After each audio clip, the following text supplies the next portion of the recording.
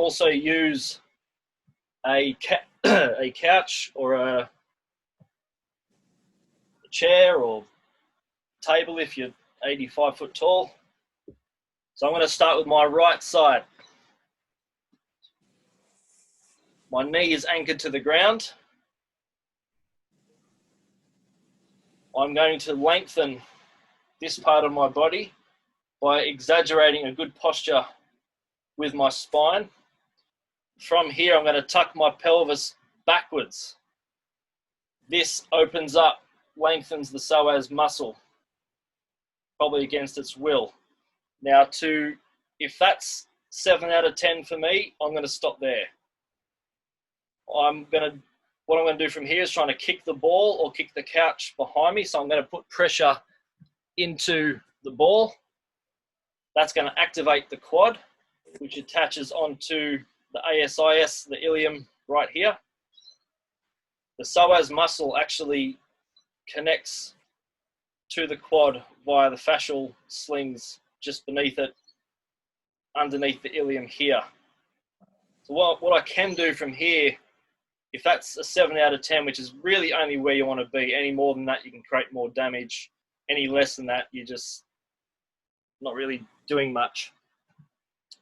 So from here, my back shin, I can roll out, I can roll in, but I'm going to keep my pelvis straight the entire time. So I'm going to find the tight spot.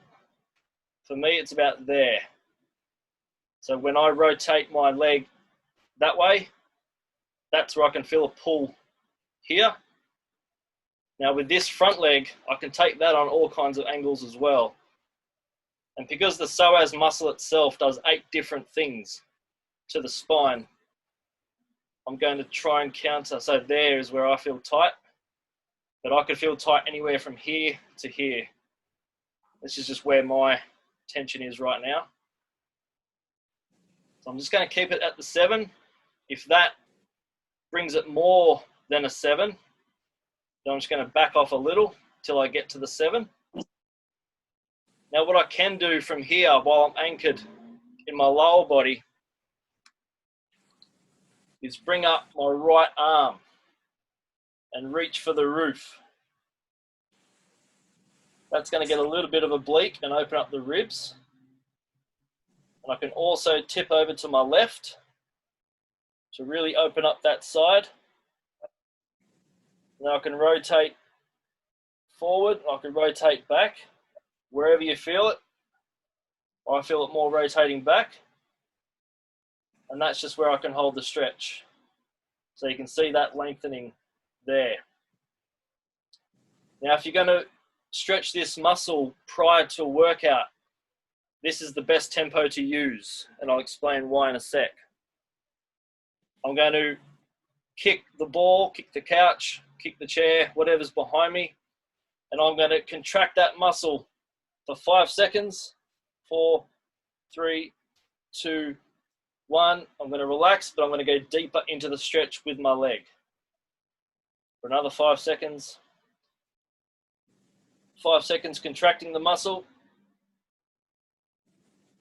5 seconds relax. I'll go deeper into the stretch.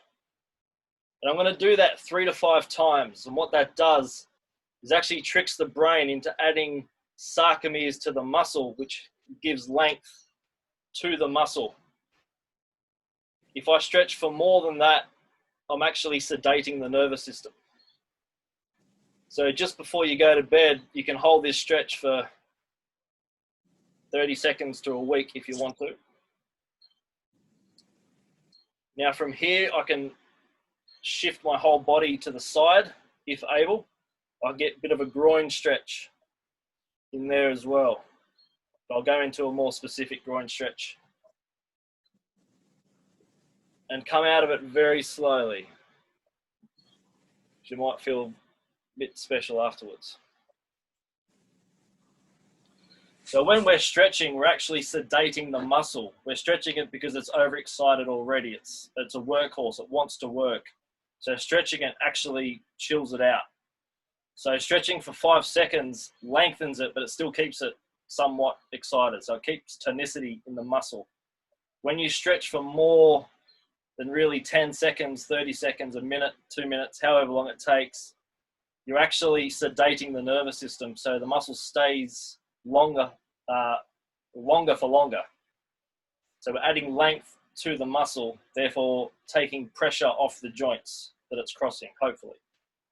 Now, the best time to do the long stretch is just before bed, because when you go to sleep, let's say you sleep for 8 hours, the muscle's lengthened, you go to bed, so the whole nervous system, that muscle should stay longer for a much longer period of time. So that's the difference between pre-exercise and post-exercise stretching. So that's for the psoas. The biggest thing with the psoas is you want to make sure that they're the same from left to right side. A big mistake a lot of trainers make, and a lot of just people in general, they'll just stretch every single muscle in the body without paying attention to what's tight or what's loose. If you have muscle imbalances, which we all do, being a human over the age of 2, then you're going to develop muscle imbalances some way, shape or form. If you're tight on the, let's say, right hip, left shoulder, neck, but you stretch every single muscle, you haven't really changed anything. If anything, you've exacerbated the problem. So you really need to stretch what's really tight for you. The most common is the neck, hip. Depending on your lower back posture, could be hamstring or thigh as well. But I'm also going to give you some other key stretches that a lot of people kind of ignore. Now, for everyone, what's the most important thing a human body can do? Do you guys know?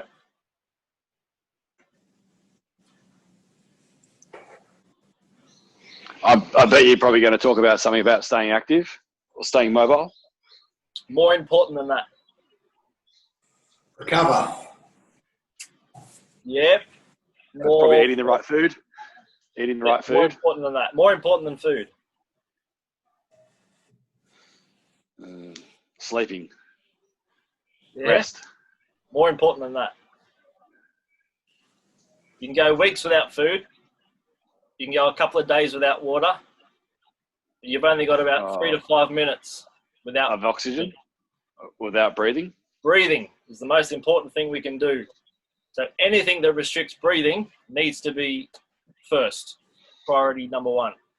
The most common will be upper abdominal, rib cage, and sometimes neck. If the neck's forward, it can depress the sternum, compress the diaphragm, it can literally take your breath away. So, Brad, have you got a ball there? I don't, mate, no. That's all right. We can work with it. Just to show everyone, this is the wrong size ball for me, but to show you what size ball to get, if you can sit on the ball, and my hips should be here. If you're at 90 degrees, that's the right size ball for you.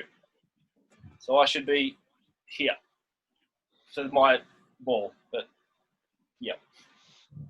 So what you can do is simply stretch over the ball. And I'm just opening that up. I can put my hands at any angle. And that will open up my chest. It will open up my ribs. And I'm going to breathe through the base of my ribs to really open up the diaphragm. That's the most important muscle of the body. Only muscle that works 24/7, 365. Except on a leap year, then it's 366. So, Brad, we can talk about that in our session, how to get into that. Yep. Another one is for the hips. So there's several thousand ways to do this. Now this is the 90-90 hip stretch. So, my angle's right with the camera. You can't tell I don't do the camera thing very often. Okay. Yep. So, 90 degrees at the foot, 90 degrees at the heel, 90 degrees at the knee, 90 degrees at the hip, 90 degrees at the hip, 90 degrees at the knee, 90 degrees at the ankle, 90 degrees at the foot. So it's the 90 stretch. I'm going to start with my left foot forward, left knee forward. I'm going to rotate my hand out, bring it right up against my body. I'm going to keep my chest up. I'm going to picture a pole between going bum up all the way through my head. I'm going to pretend I've got some headlights on my butt, and when I go forward, they're going to try and hit the roof. That's going to pull the quad into full stretch. So what I'm going to do is keep my chest over my knee, just until I hit that spot where it's 7 out of 10. If that's good for you, then that's good for me. To make it a little deeper, with your hip, you've got glutes that go more vertical. You've got rotators that go more kind of side. So when you're standing up and bring your foot to the outside, that's the rotators of the hip doing that. When your hips are extending and thrusting, that's the glute getting you out of that position. So we're going to look at 3 parts: knee, mid shin, foot. I'm going to keep my posture. I'm going to try and bring my sternum over the mid of my shin. And I'm going to just try and gently lean over that until I find that 7 out of 10. Now, the tighter you are, the harder this will be. Someone who scored a 0 on that scale or a -10 will be flat out getting here. And that's all right. As long as it doesn't hurt, this is a pretty good stretch. So it winds up all the fascia of the hip and the lower back. Now, for the really adventurous, you can grab your foot just to anchor and bring your sternum over your foot and try and kind of waiter's bow yourself. Oh, that's about as far as I can get right now. And that gets deeper into the sacrum, into the piriformis, into the rotators of the hip. Now, to add another dimension to that, you can push your foot into the ground, followed by your knee, and keep stretching.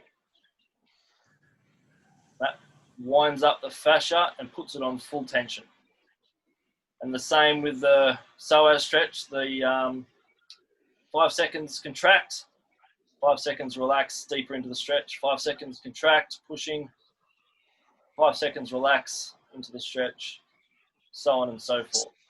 If you get a natural inclining to want to rotate one side or the other, as if it doesn't hurt, follow that.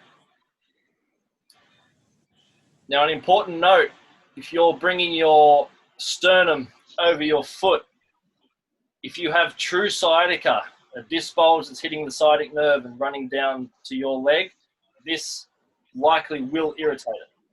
So that's where you just back that off. Alternatively, if you've got a roll up, you can put the roller underneath your sit bone and do the same thing. That'll take pressure off the lower back and just find the tight spots and have fun with it. You don't want to get into a spot that's so excruciating that it's going to make you sweat and cry.